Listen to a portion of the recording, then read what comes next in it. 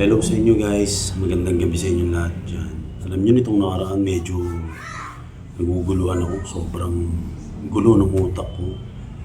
Tapos wala, nandun lang ako sa kwarto, punta rito sa baba, mag-aayos ng kung ano-ano, nagawa ng paglilibangan, magigitara saglit, kaso wala rin maisip na tugtugin. Kumbaga pag hawak ko ng gitara, wala akong magawa, wala akong maisip talaga na tugtugin.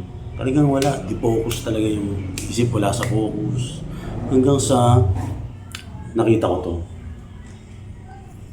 Hanggang sa nakita ko itong Rubik's Cube na ito. Sabi ko, kung halimbawa ito yung problema ko, anong dapat kong gawin? Siyempre, hindi naman pwedeng mabubuo agad or masusolve agad natin yung problema ng hindi step by step. Kailangan step by step. Walang bigla ang problemang nasusolve agad. Siyempre, ginagawa ng paraan yan paunti-unti hanggang sa makarating ka sa tuktok, hanggang sa mabuo mo yung sarili mo at masolve mo yung problema mo. So, eto, naisip ko, paano kung ito yung problema ko? Nung nakita ko siya, yung agad yung pumasok sa isip ko, kung ito yung problema ko, ano yung unang kong gagawin? So, inisip ko ng inisip. Habang ako nakahiga, nakaupo, magulo eh.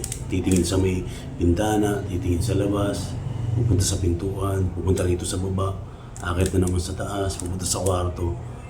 So inisip ko habang hawak-hawak ko to. Siyempre, ang una kong gagawin, dapat mag-isip ng mabuti, palawagin yung isip ko, palawakin, and then mag-pray. Diba? Habang nagpipray ako, siyempre, binubuo na natin paano natin masosolve yung mga problema natin. Unti-unti na natin siyang isosolve habang tayo'y nagdadasal. So yun lang naman yung yun lang naman yung naisip ko habang nga ako ay wala eh. Kumbaga, di focus talaga, wala talaga akong maisip na magawa. Kumbaga, wala eh. Talagang as in, hindi ko alam kung saan ko ilulugar yung sarili ko, itong mga nakaraan. Kaya, kung di dahil dito, sa Rubik's Cube na to, siguro wala pa rin ako ngayon sa ulirat o wala pa rin. Talagang asin hindi ko pa alam kung ano yung gagawin ko. Kaya thankful din ako kasi nakita ko tong Rubik's Cube na to. Na kahit ganito lang liit ito, di ba? Ganito lang kaliit. May malaking bagay palang maitutulong ito once na in-apply mo to sa sarili mo bilang iyong problema. So yun lang naman, di ba? Halimbawa, gawin natin itong problema natin. Paano natin siya masosolve? Step by step. Unahin natin kung saan nagsimula yung problema. Diba? Mamili tayo ng way kung paano natin mabubuo yung problema na yun. Paano natin masosolve yung problema na yun. So parang ito nga yun. Itong Rubik's Cube na to.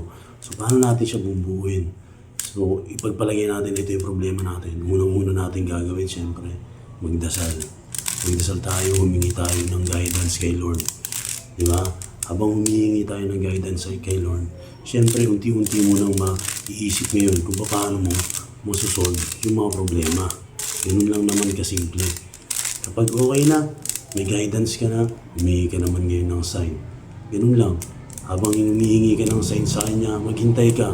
Hintayin mo yung tamang pagkakataon hanggang sa ibigay niya sa'yo yung sign na hinihingi mo. Ganun lang. At darating din yung pagkakataon na yun. Darating sa'yo yung sign na hinihingi mo. Hindi mo ini-expect. Nandiyan na lang yung basta-basta. Magugulat ka na lang kasi wow, andyan na pala siya. Tapos hindi mo na kailangan ng ng mag-isip pa ng mag-isip. Kumbaga, ang gagawin mo na lang, ay pag-igihan pa. Pag-igihan mo pa, bumangon. Yes, babangon tayo. Halimbawa, naayos mo na, kahit naka-first step ka na, gaya nito. Naka-first step na tayo, naka-red na tayo. Kumbaga, tuloy mo na yun. Dahan-dahan lang. Kasi, ang pag-solve ng problema, long time process yan eh. Walang problemang agad-agad eh, nasusolve, di ba? So dahan-dahan lang, isolve mo lang ng dahan-dahan hanggang sa, yun na, magulat ka na lang. Andiyan na pala, okay na pala, mabubuo mo na pala yung sarili mo, masusolve mo na pala yung mga problema. Pero, kaya na sinabi ko, hindi siya ganun kadali. So, pinag-iisipan, pinag-aaralan, kailangan galingan. Laging ganun. Lagi nating iisipin na, teka lang, hindi pwedeng agad-agad masusolve ang problema. Ganun dapat ang nasa isip natin lagi. Kasi wala namang ganun eh. Sa mundo, walang mabilisan. Diba? Wala rin permanente. Kaya dapat, pag-iihan natin, maging mabuting tao tayo. sa lahat ng pagkakataon. Kung meron man tayo nasaktan, humingi tayo pasensya, di ba? Humingi tayo ng tawad. Kasi sooner or sooner naman patatawarin tayo ng mga tao na yan.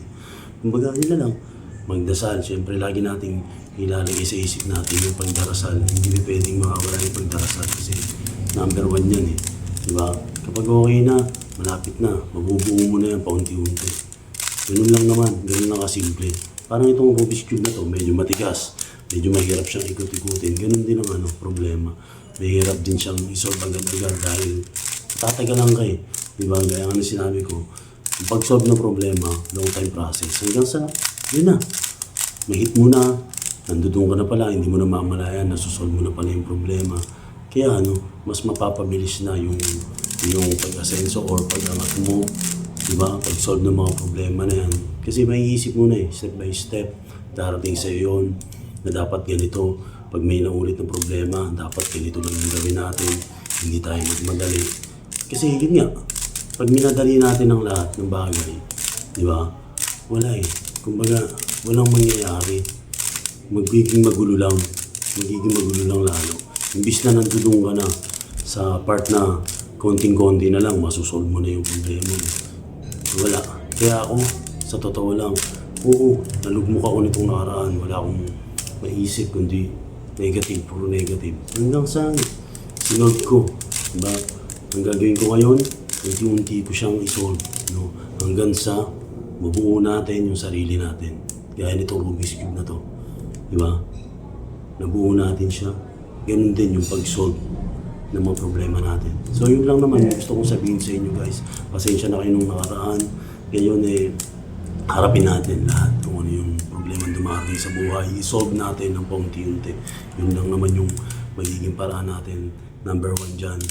Lagi tayong manalangin at maniwala na meron tayong kakampi at nandoon siya sa taas. Lagi lang tayong pinapanood, pinagmamasdan, lagi siyang nakaalalay sa atin. Lahat ng pagsubok na ibinibigay niya, lahat ng problema, siya may gawa nun, siya may bigay nun. At alam niya na kayang-kaya natin masolve lahat yun. Kaya tayo binigyan ng ganong problema or mga challenges sa buhay. Yun lang naman guys. So paano? Mag-iingat sana kayong lahat. Magkita tayo again next time. At kung kailan man yan, abang-abangan nyo na lang at dahil hindi ko rin alam. Peace out.